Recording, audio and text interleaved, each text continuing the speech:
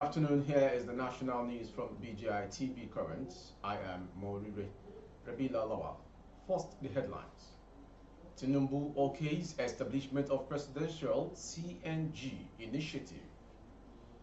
Subsidy removal FG to monitor deployment of palliatives, says presidency. Lagos declares Monday work-free day. Bandits storm Tamboa, kidnap one. And on sports, pre-Olympic qualifying tournaments, MBBF blames positive upfront for the Tigers' ouster. The news shortly. President Bola Ahmed Tinubu has approved the establishment of the Presidential Compressed Natural Gas Initiative, according to a statement issued on Friday by Ajuri Ngelale, Special Advisor to the President, Media and Publicity. This is in furtherance of his commitment to easing the impact of fuel subsidy removal on Nigerians by reducing energy costs. The statement informed that the transformative initiative is poised to revolutionize the transportation landscape in the country, targeting over 11,500 new CNG-enabled vehicles and 55,000 CNG conversion kits for existing PMS-dependent vehicles, while simultaneously bolstering in-country manufacturing, local assembly, and expansive job creation in line with the presidential directive.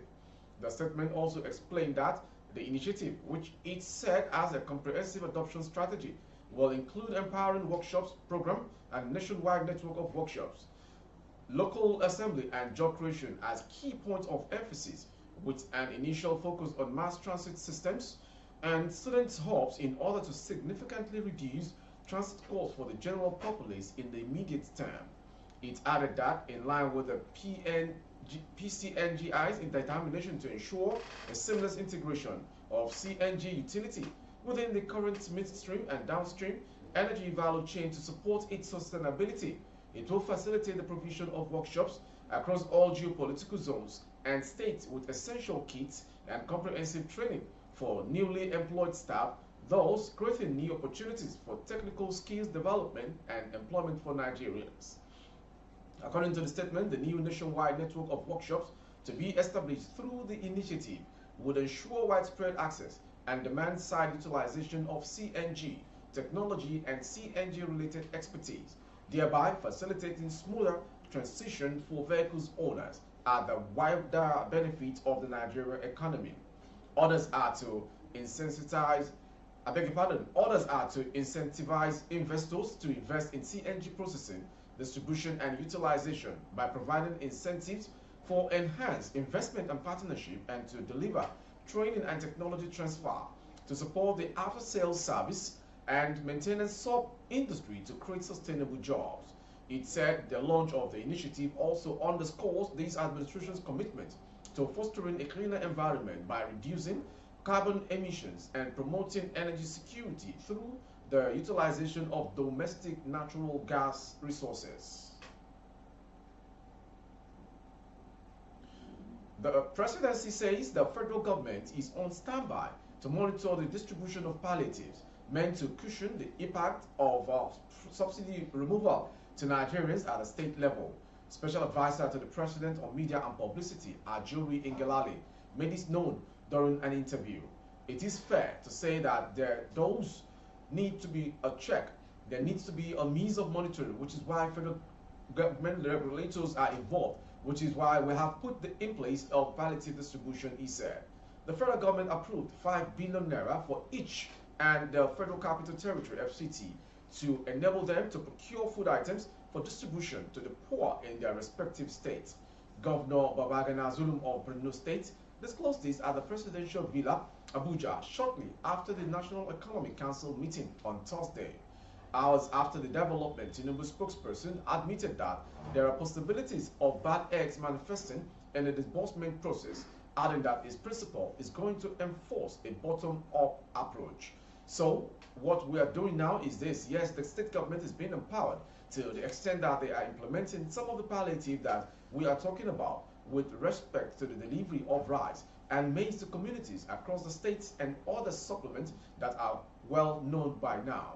But what we are also doing is that from the federal and state, and we are ensuring that these funds are not just giveaways grants that don't have to be paid back. First of all, it is a loan facility.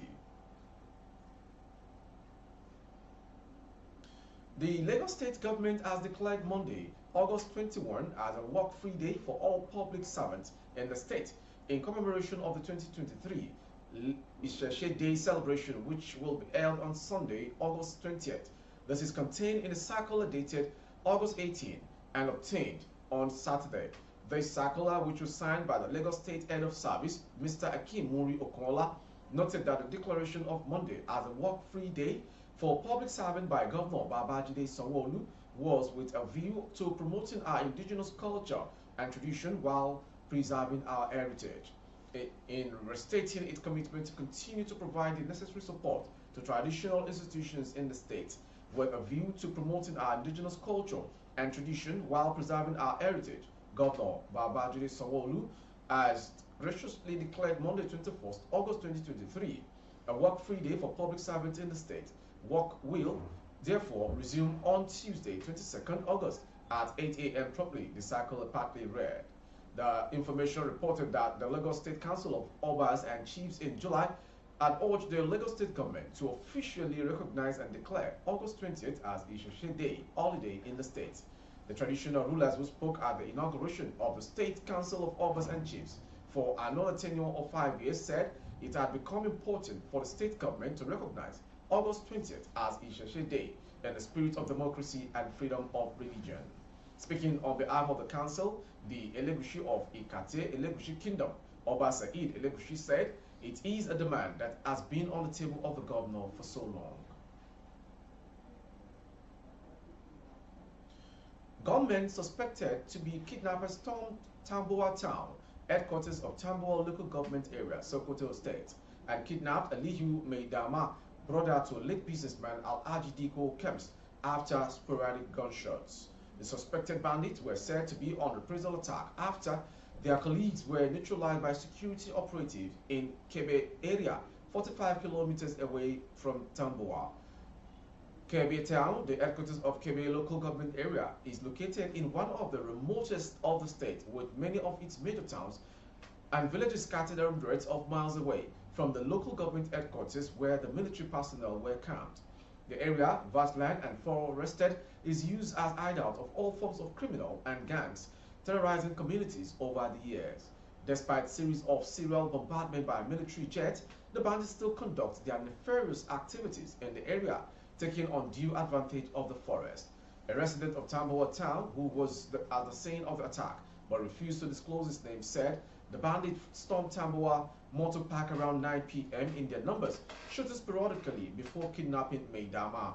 Those who saw them said they were heading to Kebe town, maybe to test the will of the military and other security operatives stationed in the area.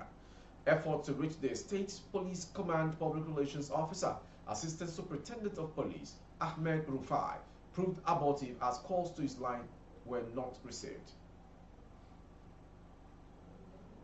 Finally, on sports, on national news.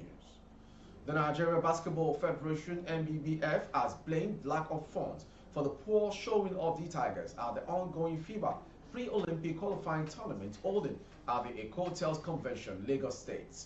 In a release from the NBBF media, the federation thanked Nigerians for the support, but noted that finances played a huge role in the execution of programs meant to help the best players for this tournament. NBBF believes that with adequate preparations and the full complement of its best players, the national teams will continue to do the country proud and perform better. It remains a fact that paucity of inability of funds has always militated against the even better desired results of for basketball and sport generally, the statement read in part.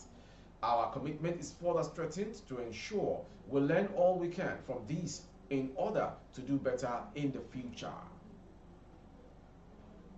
With that sports story, we've come to the end of today's national news. Before we go, some headlines. Tinubu okays establishment of presidential CNG initiatives. FG to monitor deployment of palliatives, says presidency. Isheshe Day, Lagos declares Monday work-free day. And on sport, pre-Olympic qualifier, NBBF blames paucity of funds for D Tigers ouster. For more updates of our broadcast on YouTube, our handle is BGI TV Current. Kindly subscribe and click on the notification bell. Select option all to access all of our broadcasts. On Facebook, Bagede Imo with Alawiye Adebayo. Please like and follow the page. Thank you for watching. I am Morire Rebila Lawa. Good afternoon. Audio Jungle.